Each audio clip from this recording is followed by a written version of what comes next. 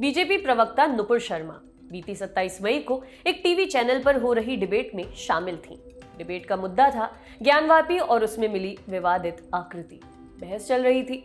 इस दौरान नुपुर ने कथित तौर पर इस्लाम और पैगंबर मोहम्मद के खिलाफ आपत्तिजनक बातें कहीं। उनकी बयानबाजी के वीडियो सोशल मीडिया पर वायरल हुए। नुपुर के खिलाफ कार्रवाई की मांग की गई। कई इस्लामिक देशों ने भी भारत सरकार से जवाब तलब किया। जिसके बाद नुपुर शर्मा को भारतीय जनता पार्टी यानी बीजेपी ने 5 जून को सस्पेंड कर दिया। सस्पेंशन लेटर में लिखा गया कि कई मामलों में नुपुर ने पार्टी लाइन से विरुद्ध जाकर बातें कही, जो पार्टी के संविधान का उल्लंघन है। हालांकि इसके बाद नुपुर ने भी ट्वीट कर कहा कि वो अपने शब्द वापस लेती हैं। बेहद कम समय में बीजेपी की राष्ट्रीय राजनीति में पहचान बनाने वाली नुपुर शर्मा की शुरुआत कैसी रही? अरविंद केजरीवाल के खिलाफ चुनाव लड़ने से लेकर बीजेपी की प्रवक्ता बनने तक की नुपुर की कहानी क्या है, आइए जानते हैं।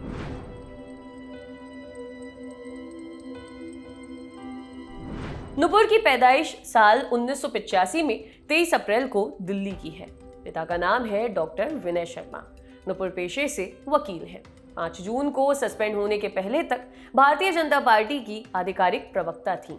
नुपुर ने दिल्ली यूनिवर्सिटी यानी डीयू के हिंदू कॉलेज से इकोनॉमिक्स में ग्रेजुएशन किया। इसके बाद डीयू से ही एलएलबी करने के बाद नुपुर ने लंदन स्कूल ऑफ इकोनॉमिक्स में दाखिला लिया। यहाँ से कानून में एलएलएम की डिग्री लेने के बाद नुपुर ने बर्लिन से भी ग्रेजुएट डिग्री हासिल की और भारत लौटने के बाद नुपुर पेशेवर वकील बन गई। नुपुर दिल्ली यूनिवर्सिटी के अपने शुरुआती दिनों से ही छात्र राजनीति में सक्रिय थी। साल 2008 में नुपुर ने अखिल भारतीय विद्यार्थी परिषद यानी एबीवीपी के टिकट पर दिल्ली यूनिवर्सिटी स्टूडेंट यूनियन यानी डीयूएसयू का चुनाव लड़ा और एनएसयूआई की सोनिया सापरा को करीब 1700 वोटों से हराकर यूनियन प्रेसिडेंट बनी। प्रेसिडेंट की पोस्ट के अलावा बाकी सभी पद एनएसयूआई के कैंडिडेट्स के ही खाते में गए। एबीवीपी के खाते में 6 साल बाद ये जीत आई थी। जीत के बाद नुपुर दिल्ली बीजेपी के दिग्गज नेताओं की नजर में आई। लेकिन राजनीति में नजर में आने के लिए बहुत कुछ करना होता है। हर नेता को नुपुर के खाते में ये कर्मयोग बना उनके छात्र संघ अध्यक्ष रहते दिल्ली विश्वविद्यालय के प्रोफेसर और साल 2001 के संसद हमले के पूर्व आरोपी एसएआर गिलानी को विश्वविद्यालय के ही कला संकाय द्वारा एक कार्यक्रम में बतौर वक्ता बुलाया गया था।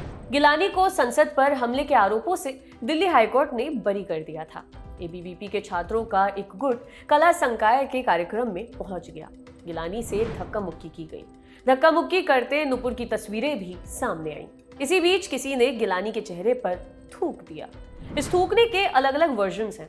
कुछ लोग कहते हैं कि नुपुर शर्मा ने भी थूका था, लेकिन कुछ लोग कहते हैं कि नुपुर शर्मा ने बस धक्का मुक्की की थी। थूकने का काम किसी और का था। द प्रिंट में छपी खबर के मुताबिक नुपुर शर्मा ने कहा था कि गिलानी एक आतंकवादी है और उन्हें नहीं बुलाया जाना चाहिए था। आगे उन्होंने कहा कि गिलानी पर थूकने वाला व्यक्ति एबीवीपी का सदस्य नहीं था, लेकिन आगे कहा कि पूरे देश को गिलानी के ऊपर थूकना चाहिए।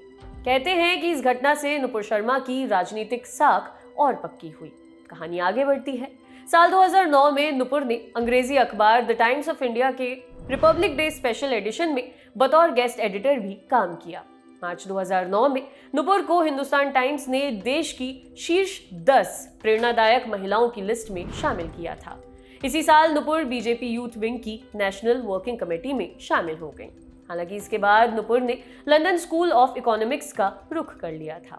साल 2012 के जुलाई महीने में नुपुर यूएसए में हुए इंडो पाक American council of young political leaders के शिखर सम्मेलन में भारत और भाजपा के प्रतिनिधिमंडल की सदस्य के बतौर शामिल हुई थी। इसके बाद इसी साल उन्हें भारतीय जनता युवा मोर्चा में राष्ट्रीय सह मीडिया प्रभारी बना दिया गया। साथ ही स्पेशल मीडिया कमेटी की सदस्य भी बनाई गई।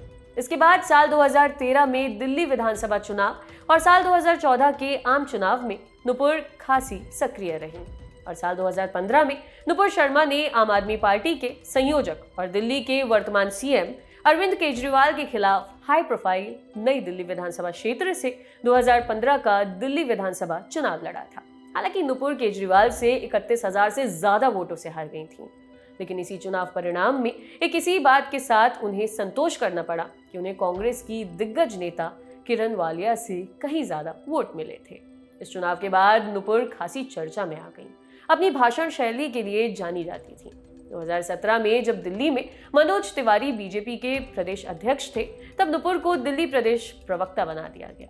इसी साल नुपुर शर्मा को गलत फोटो ट्वीट करने के चलते भयंकर आलोचना का सामना करना पड़ा था। उन्होंने गुजरात दंगों की साल 2002 की एक तस्वीर को बंगाल का बताकर ट्वीट कर दिया था। कोलकाता पुलिस ने केस दर्ज कर लिया था। इसके बाद सितंबर 2020 में नुपुर को बीजेपी के राष्ट्रीय अध्यक्ष जेपी नड्डा की टीम में राष्ट्रीय प्रवक्ता का पद दे दिया गया। इसके अलावा नुपुर शर्मा बीजेपी की कार्यकारी समिति की अध्यक्ष भी रही हैं। आपके लिए रिपोर्ट तैयार की थी हमारे साथी साकेत ने। मैं हूं हर्षिता। देखते रहिए दी लल्लन टॉक। शुक्रिया।